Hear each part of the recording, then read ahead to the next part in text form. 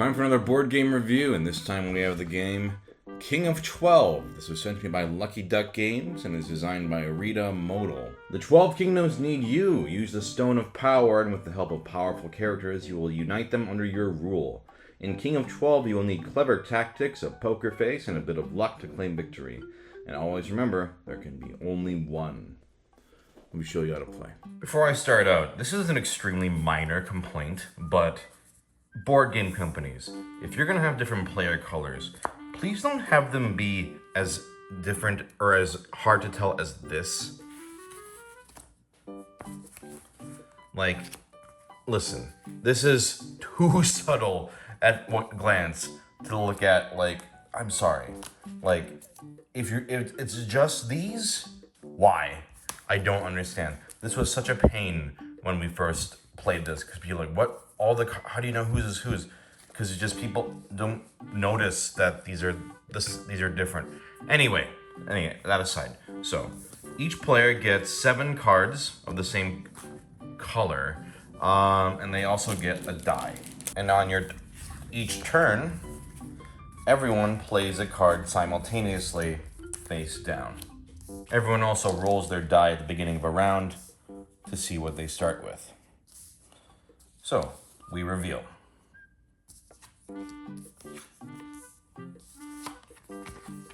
Alright, now, cards that are the same cancel out. So these two players both play the Oracle. That means these get canceled and just discarded and nothing happens. Then we go through the card effects. The Parasite, you subtract 7 from your die value, so this guy would be at 0. This one, Machine, adds 7 to your die value, so they're at 19. Now, these cards do not have the die symbol that tells you to actually rotate the dice, so it's just temporary value changes. I'll show you cards later that actually physically affect the die.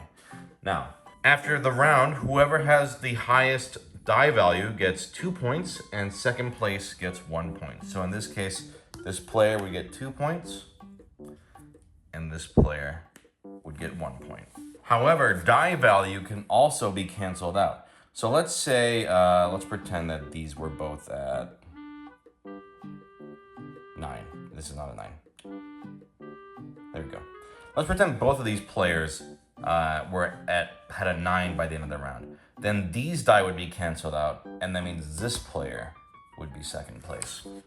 You discard the cards you played, and then each of you pick another card,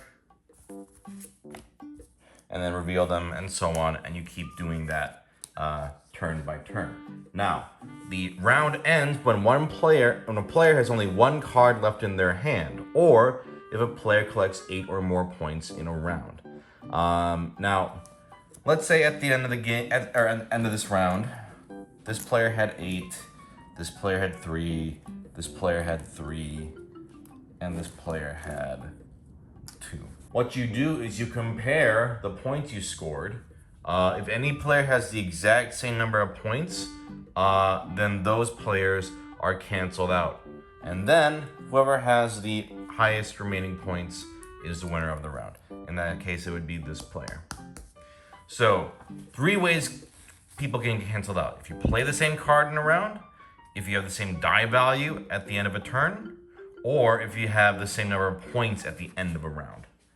The winner chooses one of their cards, and they place it face down, and they can no longer use that card for the rest of the game. That means they will have 1 less card to choose for next round, and that means in future rounds, it will be 5 turns instead of 6, because normally you play until one player has only 1 card left. If somebody wins twice, they win the game. Otherwise, everyone returns the points, re-rolls their die, and they play another round until somebody wins twice. So that's the game. Very simple, just roll die, play cards, affect your die totals, and see who gets points. But obviously the meat of the game is the cards themselves. So let's just go through the basic original set. The Oracle, this is one that actually lets you roll your die, and the effect occurs last after everybody else, so you can change your die value. The Knight This turn, the lowest die value is the winner, and the second lowest value is the runner-up. The Alchemist doubles your die value. The Sorcerer, rotate your die to any of the 5 adjacent sides, so that's another one that can change your die. We've seen the Machine, we've seen the Parasite. The Golem, your die value becomes 12. If your die base shows a 12 after all effects, your die value becomes 1 instead. And those are the original cards. There are some other cards out of the basic set you can mix and match. The Lady cancels all other cards. If the Lady is canceled, the Lady player with the lowest die value may take a point token of their choice from the Lady player with the highest die value. The Merchants, each player passes their die clockwise to the next player. This effect always occurs first. The Gambler, this turn the winner is instead the runner-up, and the runner-up is the winner. The Reverser, rotate your die to the opposite side, and that's what you would actually physically do. The Troublemakers, all players rotate their die to the opposite side. And that's the game. You play cards, reveal them, same cards get canceled out, then same die values get canceled out. Give out points, try to get points, but if you have the same number of points, you get canceled out, and win twice, that's the game. So this was a decent filler game. First off, the art and the presentation is quite nice. It all comes together in a very attractive package, despite my little complaint earlier about the backs of the cards. That's a very minor quibble, although still annoying. There are a lot of these games, though, where you put cards down simultaneously and reveal them. But this is one of the more successful ones. There's definitely a fun strategic element of, okay, what did they play before? What makes this game work is that everyone knows what everyone else has. Some other games I've reviewed, they try this, but everyone has different cards, which is so stupid. This, it's like, okay, well, I know that you have that card. Are you going to play it this time? You're kind of playing games of chicken with each other. Are you going to play it this turn? Especially that, you know, one of the cards can make it so that the lower value wins. And that's really fun to try to figure out, oh, maybe I can play it now. Oh, but if I play it on this turn and they play it too, it cancels out.